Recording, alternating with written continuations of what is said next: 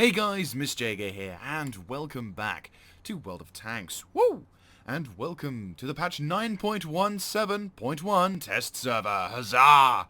Yes, and today's test server is going to be, well, I'm going to say very interesting. Now, before I start, a couple of things. First of all, not everything you will see in these next two episodes is guaranteed to be there by the time that this server goes out and is live, and also potentially also the next iteration, as this is currently the first common test. And second, for those of you who've not watched my style stuff before, basically I like to do two episodes in the test server format. The first episode is basically me talking about some of the new things that are going to be coming into it and asking for your opinion on the said matters, before then jumping to the second episode, whereupon I jump into either new vehicles or try to go to new maps or just have fun playing on the test server, trying to see what these new mechanics slash new things are going to be capable of. So, if you guys are out there for the blood, the guts, and the gore, then go down to the description below, whereupon you will find a link, or now there should be a hyperlink right in front of you, which will take you straight to the second video. So to all those who want the blood, the guts, and the gore, thank you very much for watching, and I will see you in the next episode. So, thank you very much for staying, to everyone who wanted to. I will try and make this entertaining and informative as possible. So what is new in patch 9.7.1? Well, this patch again is one of those nerf it, bash it, buff it sort of thing. And I'm not gonna lie, this particular nerf it, bash it, bodge it, buff it kind of patch is really, really cool. I love this particular style, this particular patch in particular, because particularly awesome. My favourite line in World of Tanks is getting a buff. And better still, it's making certain vehicles that I previously said were not really useful at all, very much useful. And I'm loving that. But I won't go into spoiler territory. I won't go crazy on it because I wanna reveal it to you as much as in an awesome fashion as possible. But basically, in this particular patch, we've now received a few new vehicles for the German tech tree. And we've received some new buffs for said German tech tree. Now, I won't go into major boring details because there is lots of buffs, so down in the description below there is an exact list of what has been changed and what hasn't. But before we jump into any of that, I just wanted to quickly take you away from all the awesome stuff first of all, and do recommend that you do this as soon as you get into the game, and also try it out in the test server. Basically, the battle notifications has been updated again. Basically, Wargaming are doing more and more things where they're taking third-party mods and initializing them into the game. Now, I can imagine there's probably some people sort of saying, oh, Wargaming just stealing from the modders or whatever, but I think it's more they're giving the opportunity for those of you who may not want to mod, slash are too scared to mod, slash who are somehow feeling they're better because they're not using mods. Now, okay, this might sound a bit condescending or whatever, but believe you me, the mods I have played made me a better player. I will say that right now, because the information that is given to you does help. Knowing what kind of ammunition is being shot at you does help. And in this particular patch note, they finally have initialized, I think it's the dynamic indicators. Normally that's off, so you want to click on that and click apply. Because basically what occurs is when you're being shot at, does it show the log? Yes. So it shows the log here now. So instead of it being, instead of it just being sort of shot at and however much damage, it's now actually going to show armor piercing, high explosive anti-tank, sort of things, which in short, it can show you who's actually using proper ammunition against you and who is just spamming heat. Now, obviously, you'd kind of think on the outside, it doesn't really make any sense, it's kind of pointless, but believe you me, it goes to show, in a sense, how you can utilize your tank against the enemy. Plus, also, it's nice to know who's the gold spamming arsewipe who can't seem to understand what 100, for example, I don't know, let's go with, say, Jaegeru. If the Jaegeru spams heat at you, you know he's an idiot because he's got 299 pen, which pretty much all the time can penetrate standard targets and is much cheaper. But, let's not make them too upset. Anyway, so, yeah, that's in the new game, which I'm liking. It almost means I can pretty much go modless.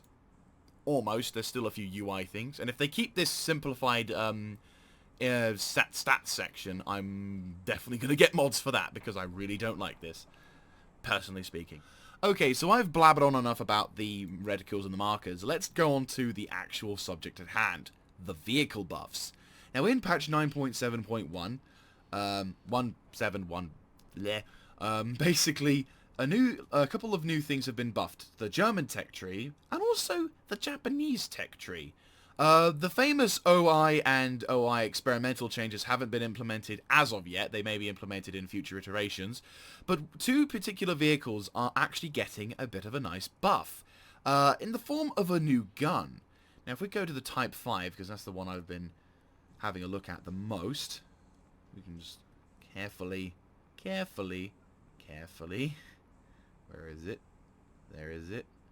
Where is it? There we go. So... we've now jumping onto the new Type 5, you'll notice the sort of different looking gun on the front. Now what I'm going to do now is jump on the research. And as you can see now at the Type 4 and the Type 5, you now have a new option for a new gun. But well, first of all, let's have a look at the gun that you would normally be going with on the Type 4 and the Type 5. So for the Type 5, you get the 140mm, or to be specific, 139mm gun, the 53rd year type. 3.51 rounds per minute, 249 pen, 600 damage, 0.4 aiming with a 2.5 aiming time, dispersion aiming. Now, that's not bad. It's not great, and unfortunately as a result, both the Type 4 and the Type 5 have been somewhat lacking in the appearances department on tier 9, tier 10 games. And to be honest with you, I don't blame them. The gun itself is not very good. Like, it works, but it doesn't really have the firepower to really punch back at people. I mean, considering, for example, the IS-7 can fire, I think, a 130mm gun at 10 seconds interval, but for some reason this thing can only fire, So basically, Wargaming said, okay, how about this? We'll replace that gun with this gun, the 150mm 45-41st year type, because why not? And basically, in specifics, it's a 152mm derp gun, so basically SU-152, with 3 rounds per minute, so just a little bit slower than the 600mm, 75 penetration on both, but 1,100 for standard, or 1,400 for premium. Now, obviously, people are going to just load the heat up on this, the artillery premium for this, although it is mega expensive. I will just jump onto the service just to prove it. 6k per shot. So you won't be having a profit unless you somehow blow up every vehicle within one shot. It has 0.5 accuracy and a 2.9 second aiming time. I will mention, however, because my good friend Nimbus mentioned this cannon has a much longer barrel than the E100. Which means, for example, if you're firing high explosive, while the E100 will have an arc, this thing will be more or less straight on the target. Yeah, Japan's going to become the king of derps, I think. I think they're trying to vie for control of the derp over Soviet soldiers. But what this basically means is that in a game, when you fire this gun, on average, depending on where you hit the tank, you're looking at a 400 to 500 damage roll, which is pretty damn nice. But then, considering the fact that you may be coming up against medium tanks, and if, for example, a certain TVP decides not to go, it gets a bit too close, or, I don't know, a T-49 tank decides to roll in front of your cannon, you can pretty much one-shot it in glorious fashion. Gloriously. And I love that. I absolutely love that. For this particular thing, it does... I mean, okay, I am a simple man, alright? If I see a big cannon and it fires and it goes boom, I am instantly attracted to it, alright? I'm a whore for big cannons. So, yeah, this is... Oh. This is a very nice... This is nice. It reminds me of the days of the SU-152. Glorious firepower. He says as he goes onto the wrong tank. But still, I like this. It's funny. It's a silly tank. Ironically, you could argue this makes this tank fairly easy to drive, because all you have to do is point the cannon in the rough direction of the enemy, and if you hit, you're guaranteed to do some form of damage, which, is nice. And I imagine for all you veterans of the Japanese heavy tanks out there, this is probably something you're going to be cheering about. So, there you go. Japan has been given a slight buff in the form of a big cannon.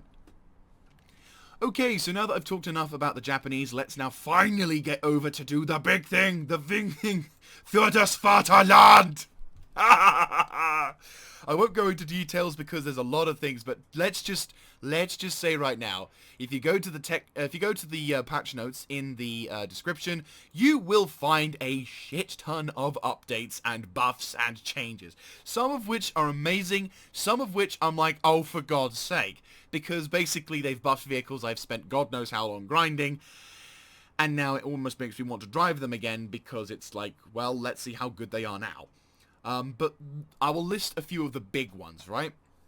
First of all, we have got some first of all, they've patched the E75, they've buffed the E100, they've given an extra 2 degrees to the Leopard PTA, the mantlets on some of the Tiger Ps and VK3001 Ps have been buffed, the Mouse tank has been given more buffs, so their gun reload is better, their armor is better. You've now got multiple new vehicles now, so instead of it just being the Tiger P going to the VK45A and the 45B towards the Mouse, it's now going to be towards the Panzer 7, and then you go down into the VK1101P. The Mauschen makes a return. Woo!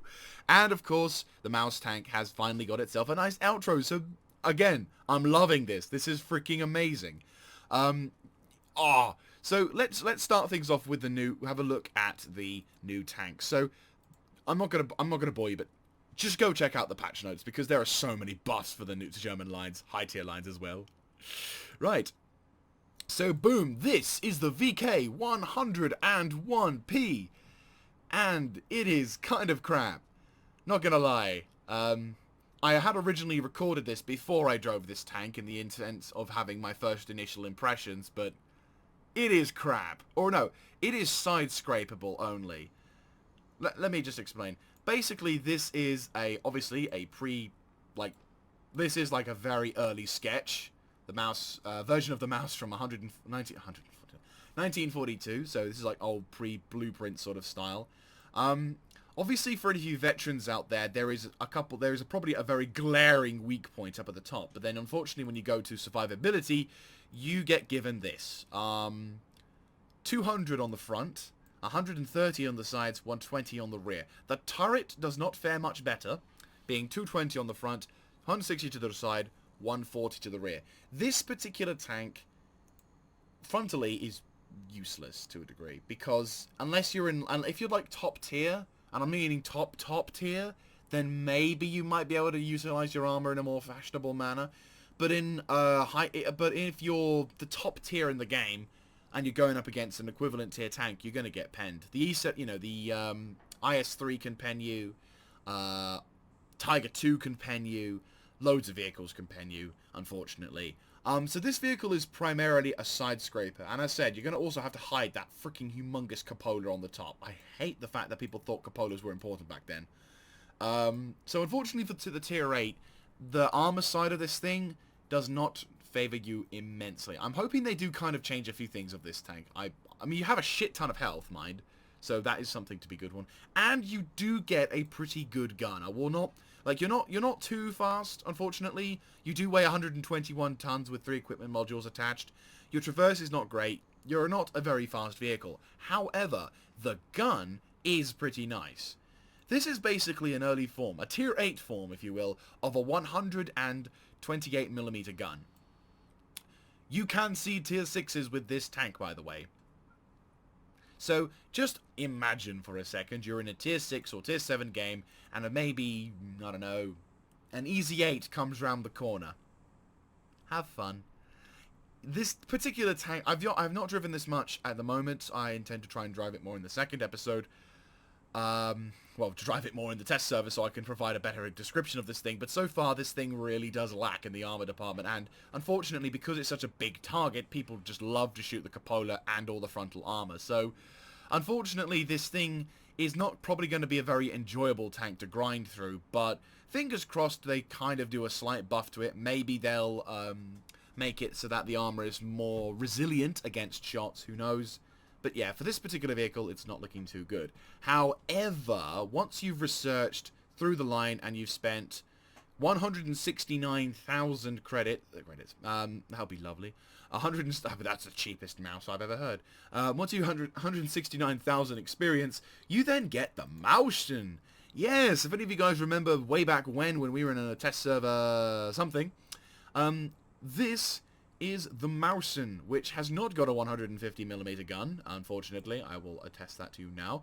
But it does get the L55, which is a damn good gun. A rate of fire of 4, which is also very good, and better still, if you've been grinding up the German tech tree before, you'll no doubt notice that you can now have all of the guns. You'll have the gun already unlocked, so you won't have to worry about grinding at all. So I'm pretty much in the clear. But if you're still going up the German tech tree, grab yourself any one of these vehicles, preferably the E75, as that's probably at the moment your best option. Then, once you grab that, you'll have 4 rate of fire, 246 pen, 490 alpha, 0.3 accuracy, and a 2.3 second aiming time. I will happily say to you right now, the armor on this thing... Hang on, it's what? The same? Seriously? You get more health, and it's much better angled, but... Yeah, I think you probably... It's because of the angling that's probably going to help you out a lot more. Yeah. And as I said, this particular thing is designed for side scraping. The turret armor is ridiculously nice, and...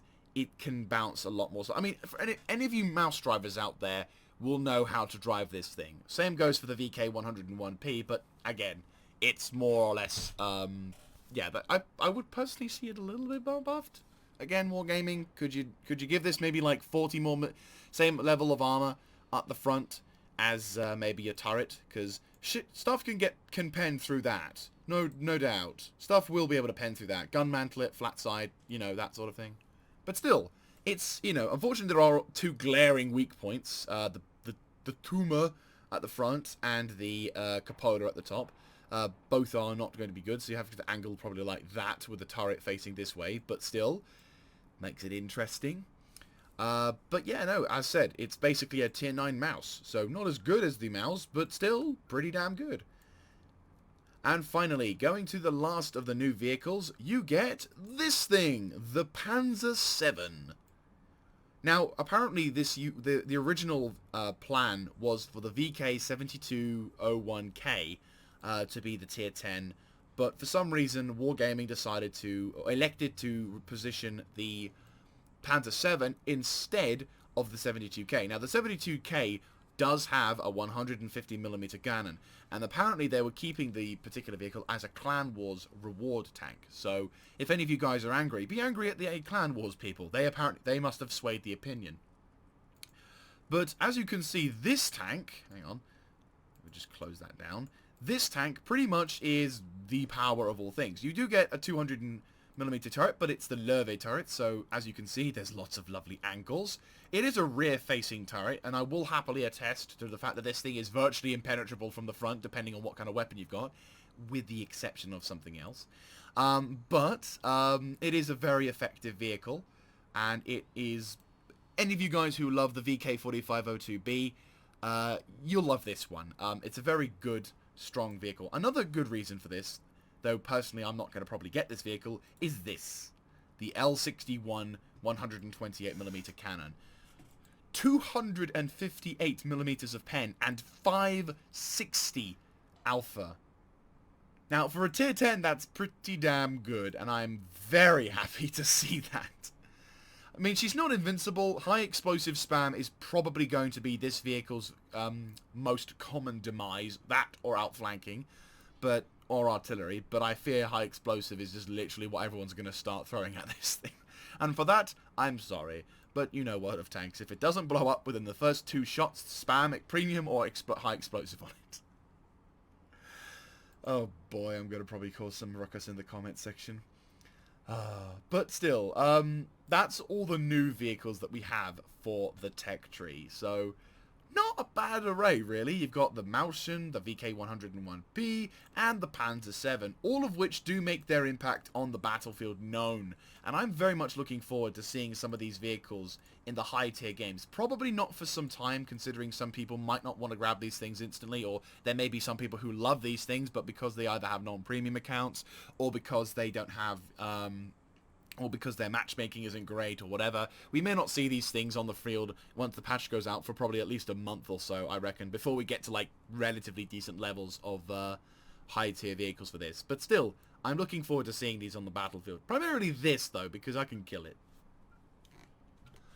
So, we've talked about some of the new vehicles, and we've also talked about some of the other vehicles, but the one last thing I wanted to mention was the buffs to my two particular vehicles, because I adore these particular patches, and I am so happy that they've got it. And it will be the last thing we talk about in this episode, because I realise it's probably not going to be as long as what it usually is. First of all, the E75. Now, to be honest with you, I am still working on making the E75 review, of which I apologise, but now that the E75 is going to receive a buff, I am going to wait until the patch comes out, because then this thing will be even more enjoyable to play, and it will be even better. Though annoyingly, I've realised, which I'm currently, it sounds a bit weird, but I'm currently zooming in and out, looking at the patch notes. I can't seem to find anything with a Tiger 2, so it looks like I don't have to worry about redoing that, which is nice. The only thing that's changing on the Tiger is that the premium shell for the L56 is being buffed and increased the armor mantlets. But as said, doesn't matter, there's no real problems with that, so you won't have to worry about me doing the review. So yeah, this is basically going to be on hold until the patch comes out, so my apologies on that, but I want to get this thing as updated as possible, so handy timing, I suppose.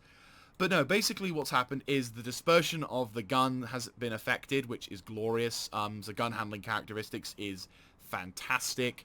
The dispersion of the gun itself has been reduced to 3.7, 2.4 second aiming time from 2.9. Yes! The turret traverse, the suspension, the gun handling characteristics of this thing is just so much better, and I'm in love with it. I'm just like, glorious. And going on next is to the E100. Yes, the E100, which at first I was very much not keen on because, well, it was my first tier 10 tank. I will happily attest that this is my first ever tier 10 tank. But it was not a very happy tier 10 tank. Though the good news now, if we go to the research tech tree and have a look at the first tank you get, is when you finally do get yourself an L55, you'll no doubt notice a few differences. First of all, the characteristics on the L55 is much better than that on the E75, so you have a faster rate of fire, better accuracy, even better aiming time. But the biggest change that I'm loving, and I'm just so happy about, and surprised as well, is the stats on this thing. Yes, there is virtually no difference except the pen. 246. Oh! Yes. 240 bloody 6 penetration on this gun. Oh! I thought it was going to be buffed to like maybe, I don't know, 220, like 240, or if I was going to be really cheeky, like 242, but they were like, nah, let's make it 246. So I'm like, yes, glorious, I love you. And oh, it feels good. It feels good. You know, it's a viable tank now, and I'm in love. So yes, finally this thing has much more impact on the battlefield, and it's not overpowered by any means. It still can get its arse handed to, but the fact that I can now shoot and reliably do something to the enemy is glorious, and I'm in love with that, and I am so glad they buffed this thing. So there you guys have it. An absolutely glorious amount of buffs. Now, probably to some, they probably are like, oh, Germany sucks. There's overpowered Germany now, and whatever. and whatever. But let me know in the comment section down below what you guys think of this. I personally love this particular thing because for a very long time, Germany has been a little bit in the shadows. Obviously, that's not all the patches and nerfs to this mod. There is obviously also a bunch of changes to the thing, but as said, I don't want to bore the living crap out of you guys, so please go check out the description, because it will bore you. I'm serious. Just go there. I'm not going to talk about it. It would take me forever. But yes, if you guys like the changes in this test server, do let me know in the comment section down below. If you don't, let me know as well, and why, apart from just, oh, it's shit, because that doesn't really do anything for us. It just indicates that you either don't like it, or that you have a very poor opinion of it. So, yeah, thank you very much for watching, and I will catch you guys next time. This is Miss Jaeger, signing out.